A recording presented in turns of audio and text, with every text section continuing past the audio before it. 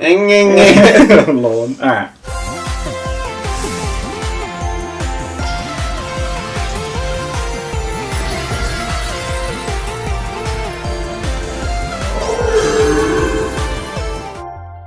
What's up, guys? I'm DragonBeaz. This is Pedal. Hello. Most of you know Pedal anyway.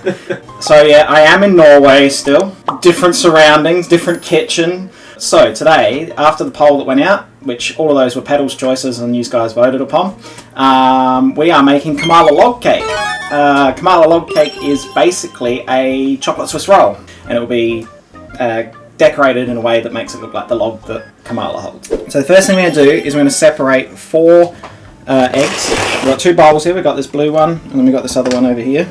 Okay, very carefully separate the 2. So the most important thing is make sure you preheat your oven as well. Preheat your oven to 180 degrees. Whip the egg whites and 1/3 of a cup of sugar. So it's kind of like we make meringue.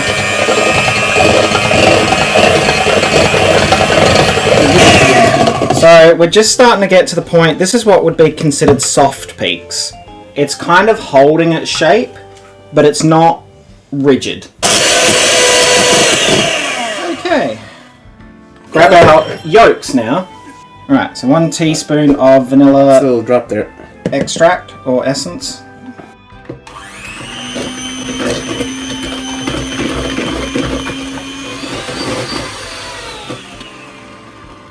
So that's what it should look like. Pale and creamy. So we need to add the flour, the cocoa powder, and the baking powder and the salt into this bowl. So do you want to measure out 1/2 cup of flour? 1 tablespoon of strong brewed coffee or a teaspoon of espresso powder. Okay. So 1/4 teaspoon of salt. 1 teaspoon of Baking powder. baking powder. If you've melted your own butter, make sure it's not too hot. So we're going to go back in with our mixy-doos. Alright, so we take that out. It's just until it's combined for the most part. I'm just going to scrape the edges. Alright, so you got your chocolatey mixture here. Now this step is important. Don't overbeat the whites.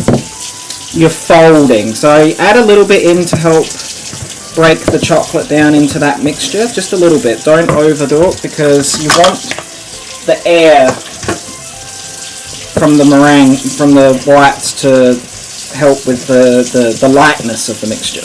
Now what we have is this is just the tray out of the oven, but if you've got a cookie sheet, also very good. Just put a little bit of oil, and if you've got a brush, use a brush. If not, just use your hand. Because you just want to make this as non-stick as possible. I know grease-proof you can usually peel off, but you want to make this as non-stick as possible because it will make it easier later. So then we're going to grab all of our mixture and just pour it on. Pour it on like that. As you can see, it's quite light, quite fluffy. Okay. And then what you want to do is very gently, now don't be aggressive with this because you'll just knock all the air out. It'll be quite a thin layer, but you want to spread it out over your baking sheet. So we're going to put this in the oven for 10 minutes. So as you can see, we have our sheet here. What you want to do is, I've got a pre-prepared piece of baking paper with 2 tablespoons of cocoa on it. You want to flip it onto this. If you've got a board, it would be easier, but I don't have a board. So we're going to go 3, 2, 1. Doesn't matter if a bit of cocoa goes in them. Alright, that was actually a good flip though. It's flat on the... Yeah, okay, cool. You can do it 2 ways. We could do a really fat log, a fat log, or we could do a long one. I think we're going to do a long one. And what you want to do is, using the paper as a guide, is just gently roll it fairly tight, just gently though.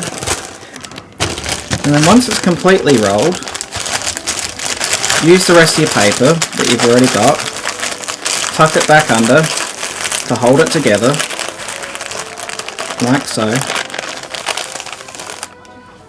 You need to put it in a place to cool down, and we need to go completely cold while it's rolled up like this before we can then fill it and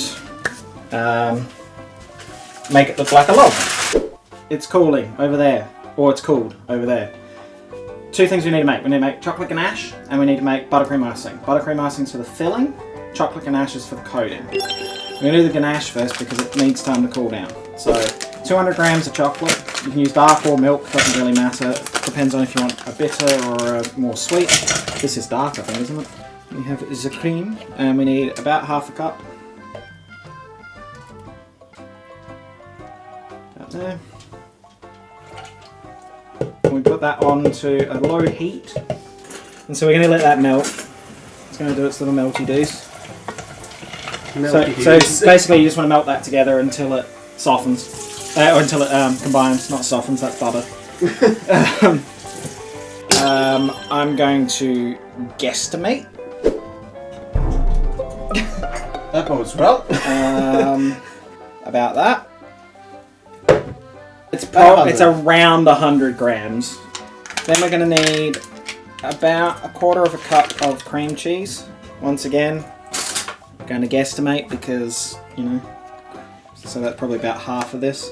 That would be about 100 grams of that. Yeah, so about 100. I think these are, yeah, so about 100 grams of that.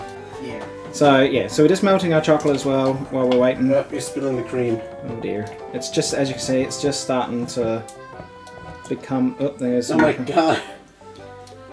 All right. Stop. About that. So 1/3 cup of Coke. It really changes colour quick. Oh yeah. So we're going to sift it so that there's no lumps. So this, you need to get it down to room temperature so that it is kind of spreadable. So we need to put that in a nice cool place. I can fix that. We're going to add 3 tablespoons of powdered sugar to the buttercream mixture. Have a little bit of cream to the side so that if it's a little bit thick you can add a bit of cream to loosen it, because you want it to be kind of the spreading consistency of, say, like peanut butter is probably a good comparison. Right. Okay, so as you can see, it's like peanut butter. Only chocolates. Only chocolate. It's that kind of consistency. Chocolate butter. As you can see, it's rolled beautifully.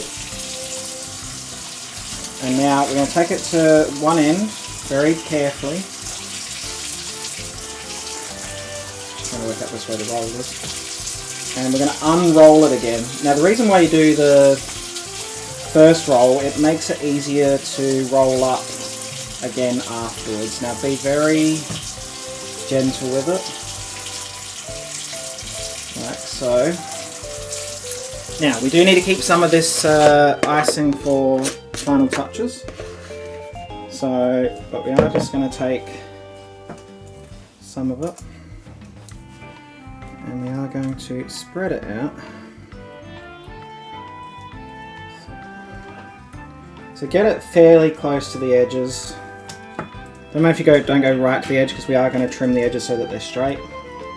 Right, so now what we're going to do is we're going to rotate the tray and we're going to roll it back the same way it was rolled up in the first place. Just very carefully using the paper as a guide. And once you get the first bit over, the rest of it goes pretty well on its own. Very gently and carefully transfer it to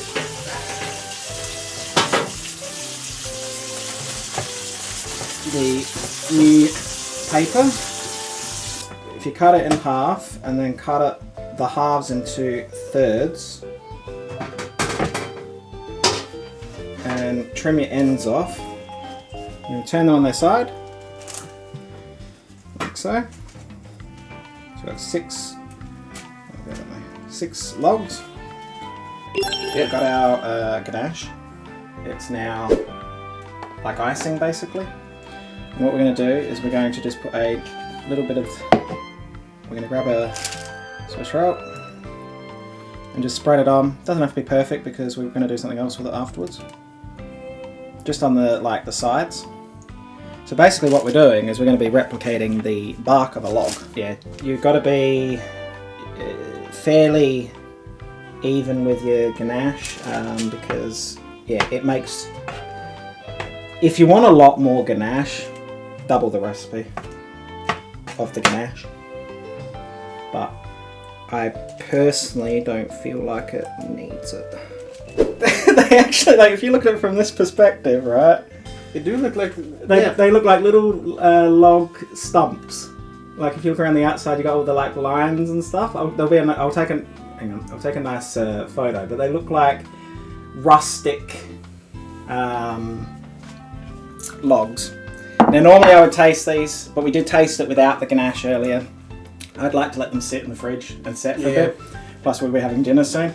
But the sponge is beautiful, moist and light. So if you want, the aprons are still available in the store. I don't handle the shipping for that, so you know, doesn't matter where I am. You can still order aprons and stuff. And you can check out Patreon. If you go to Patreon, you'll get at the highest tier you get a digital copy of the recipe on a nice design card by Riley. So you can keep that and add that to your collection. Try, taste, enjoy. And yeah, thank you for watching. We'll see you in the next video. Bye. Bye-bye.